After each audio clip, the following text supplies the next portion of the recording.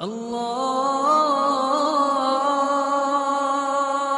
اکبر اللہ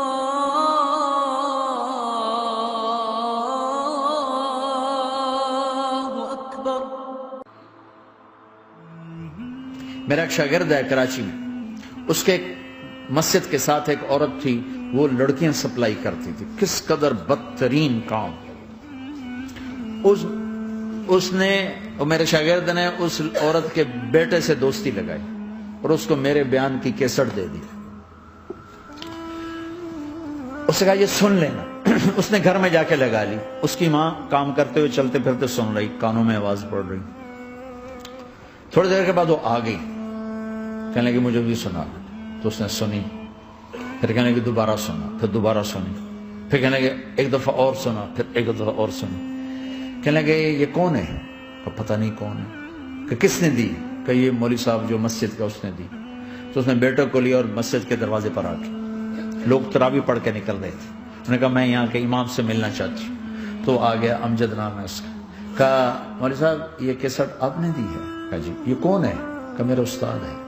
کیا نام ہے؟ طارق جمیل۔ کہا اس نے کہا ہے کہ جتنے بھی گناہ کرو توبہ کرو تو قبول ہو جاتی ہے، تو میری توبہ قبول ہو سکتی ہے؟ تمہیں تو پتہ میں کیا کرتی ہوں۔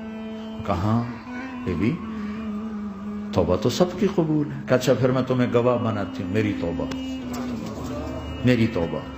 اور اگلے دن مسجد میں آنا شروع کر دی تراویح میں، اور دعا کرے یا اللہ اگر میری توبہ قبول ہے تو مجھے اٹھا لے، اگر میری توبہ قبول ہے تو مجھے اٹھا لے، اگر میری توبہ قبول ہے تو زور زور سے دعا کرتی۔ عورتوں کے اس میں جدھر عورتیں نماز پڑھتی تھی، 29 کی رات سجدے میں اللہ نے اس کو موت دی۔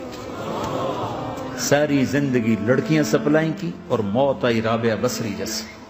توبہ ایسی چیز، اے اللہ میری توبہ قبول ہے تو مجھے اٹھا لے۔ 29 کی رات سجدے میں اللہ نے اس کی روح کو قبض کی۔ تو میرے بھائیوں بہنوں، جتنا مجمع آپ موجود ہو، جتنا اس کے ذریعے سے سن رہا ہے، آج توبہ کر لو۔ پتہ نہیں نہ جانے بلا لے پیا کس گھڑی، پتہ نہیں رب کا بلاوا کب آ جائے، تو ہم توبہ کر لیں اور اپنے مالک کو راضی کر لیں۔ تو نیت کرتے ہو میرے ساتھ؟ سارے کرتے ہو نا؟ تو کہو یا اللہ میری توبہ، پھر کہو یا اللہ میری توبہ، پھر کہو یا اللہ میری توبہ۔ اللہ کی قسم اگر دل سے کہا ہے سب معاف۔ لا